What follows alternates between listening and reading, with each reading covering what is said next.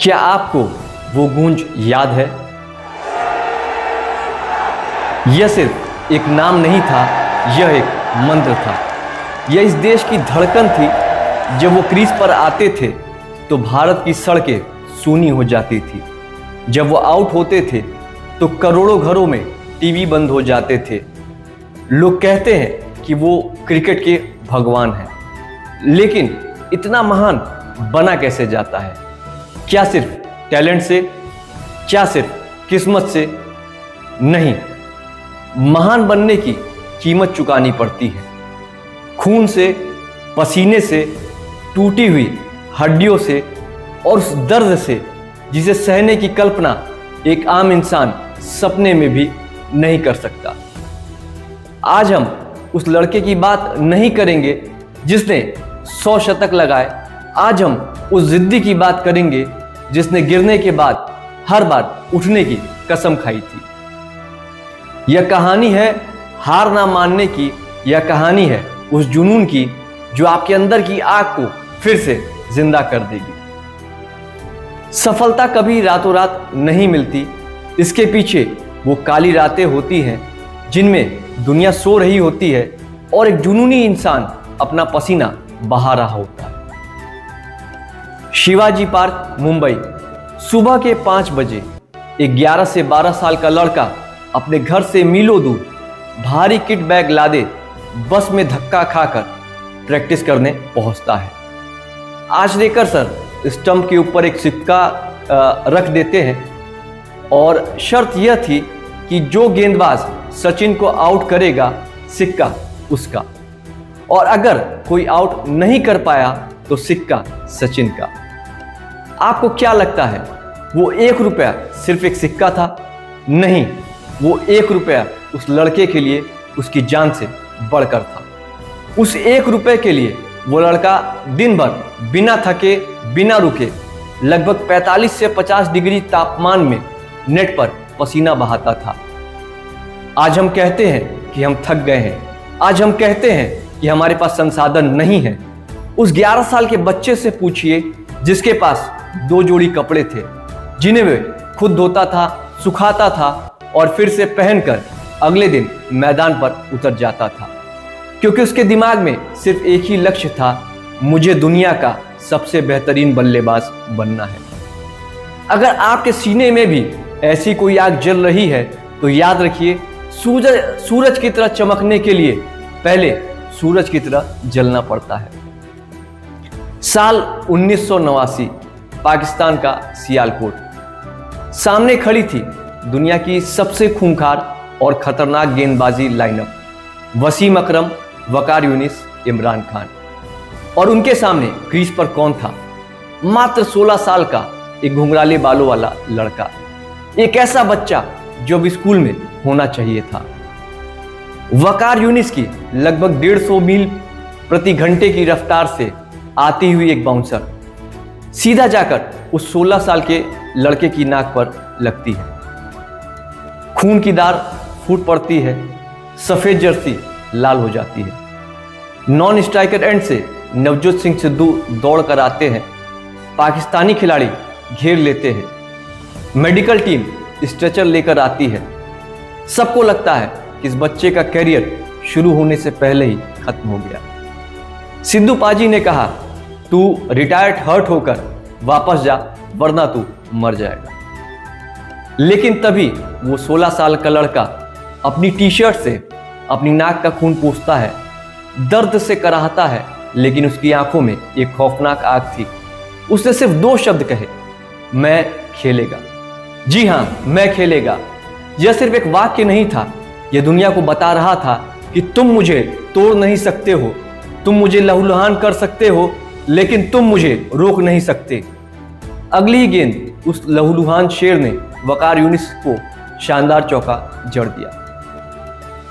जिंदगी भी आपको ऐसे ही बाउंसर मारती है, कभी आर्थिक तंगी के रूप में, कभी असफलताओं के रूप में, तो कभी अपनों से विश्वासघात के रूप में। जिंदगी आपको गिराएगी, आपकी नाक से खून निकलेगा। उस वक्त आपके पास 2 विकल्प होते हैं, या तो स्ट्रेचर पर लेटकर मैदान छोड़ दें, या फिर अपने आंसू पोंछें, सीना ताने और जिंदगी की आंखों में आंखें डालकर कहें मैं खेलेगा। पर क्या सफर यहीं खत्म हो गया? नहीं, असली परीक्षा तो तब होती है जब आपका शरीर आपका साथ छोड़ देता है और दुनिया आपको इतिहास मान लेती है। साल 2004, टेनिस एल्बो। क्रिकेट का वो भगवान जिसके हाथ में बल्ला एक जादू की छड़ी की तरह चलता था, आज वो एक गिलास पानी भी नहीं उठा पा रहा था। डॉक्टर ने कह दिया था कि शायद आप कभी बल्ला भी नहीं पकड़ पाएंगे। अखबारों में छपने लगा तेंदुलकर। लोगों ने कहना शुरू कर दिया कि अब सचिन को संन्यास ले लेना चाहिए। वो रातें उस इंसान ने कैसे काटी होंगी? जब पूरा देश सोता था तब वो इंसान दर्द से रोता था। उसे लगता था कि उसका सब कुछ छिन गया। लेकिन हमेशा याद रखिएगा, जो चैंपियन होते हैं वो अखबारों की सुर्खियों से नहीं, अपनी जिद से अपना भविष्य लिखते हैं। उस इंसान ने हार नहीं मानी। उन्होंने प्लास्टिक की गेंद से खेलना शुरू किया, फिर टेनिस बॉल से, फिर लेदर बॉल से। दर्द होता था पर वो सहते थे, क्योंकि उनके अंदर का शोर बाहर के आलोचकों के शोर से कहीं ज्यादा तेज था। और जब उन्होंने वापसी की तो दुनिया देखती रह गई। उन्होंने दोहरा शतक जड़कर उन सभी आलोचकों के मुंह पर ऐसा तमाचा मारा जिसकी गूंज आज तक क्रिकेट के इतिहास में सुनाई देती है। अगर आज लोग आपसे कह रहे हैं कि आप हार चुके हैं, आप कुछ नहीं कर सकते, तो उन्हें अपना जवाब अपने शब्दों से मत दीजिए, अपनी मेहनत से दीजिएगा। अपनी सफलता को इतना बड़ा बना दीजिएगा कि उनकी आवाजें जमीन के 100 गज के नीचे दब जाए। और फिर आया 2 अप्रैल 2011।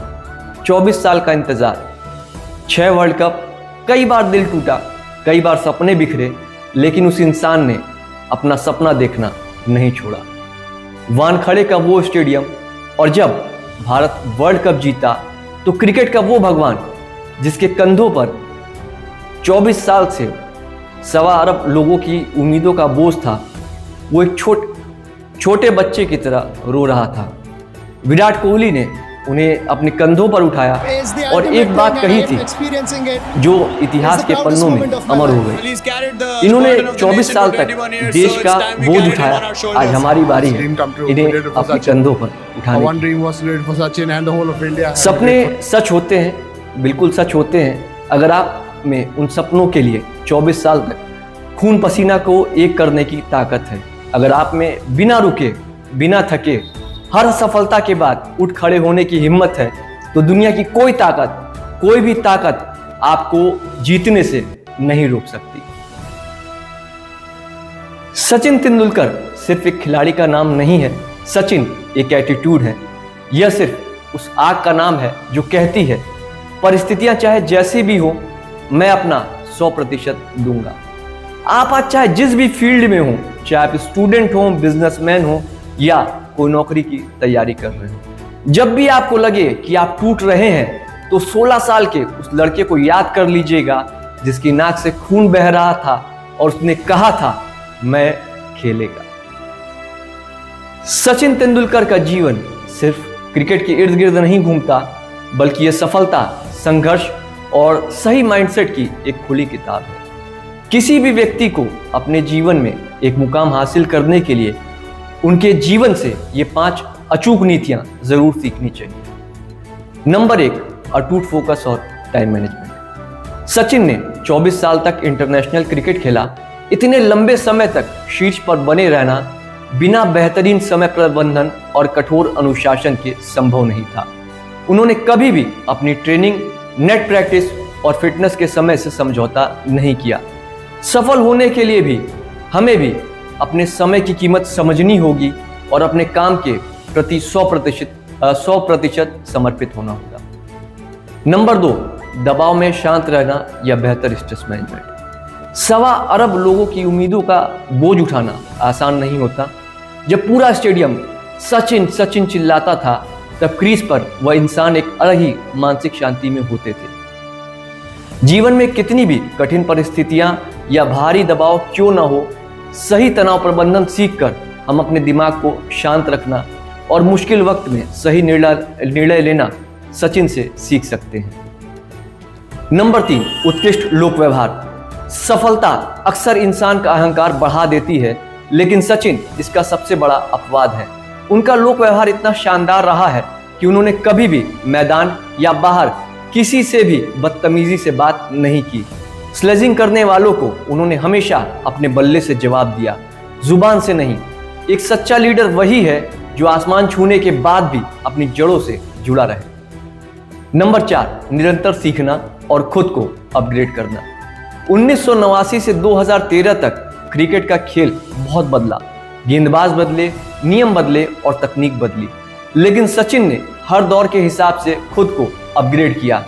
चाहे नए शॉट्स जैसे पैडल स्वीप का आविष्कार करना हो या नई ट्रेनिंग तकनीकों को अपनाना हो। जो इंसान यह मान लेता है कि उसे सब कुछ आता है, उसका पतन शुरू हो जाता है। सचिन जीवन भर एक छात्र बने रहे। नंबर 5, एक स्पष्ट और सबसे बड़ा लक्ष्य। सचिन का लक्ष्य सिर्फ पैसे कमाना, शतक लगाना या व्यक्तिगत रिकॉर्ड बनाना नहीं था। उनका असली लक्ष्य भारत के लिए विश्व कप जीतना था। उस एक बड़े लक्ष्य के लिए उन्होंने अपनी पूरी जिंदगी लगा दी और 24 साल के लंबे इंतजार के बाद उसे हासिल भी किया। जब हमारा लक्ष्य हमारी अपनी इच्छाओं से बड़ा हो जाता है, तभी हम इतिहास रचने के काबिल बनते हैं। सचिन तेंदुलकर के इस महान सफर का कौन सा पल या कौन सी पारी आपको सबसे ज्यादा प्रेरित करती है?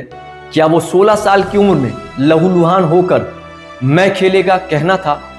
क्या वो टेनिस एल्बो के बाद की वापसी थी या 2011 वर्ल्ड कप के वो आंसू? हमें अभी नीचे कमेंट बॉक्स में लिखकर जरूर बताएं। आपका एक कमेंट, आपकी एक विचार शायद आज किसी हार मानते हुए इंसान की जिंदगी को बदल दे और उसे भी यह कहने की हिम्मत दे दे, मैं भी खेलेगा। अगर इस वीडियो ने आपके अंदर थोड़ी सी भी आग जलाई है तो अभी से लाइक करें, अपने उसे हर उस दोस्त के साथ शेयर करें जिसे सचिन तेंदुलकर मोटिवेशन की जरूरत है, और चैनल को सब्सक्राइब करके बेल आइकॉन जरूर दबाएं।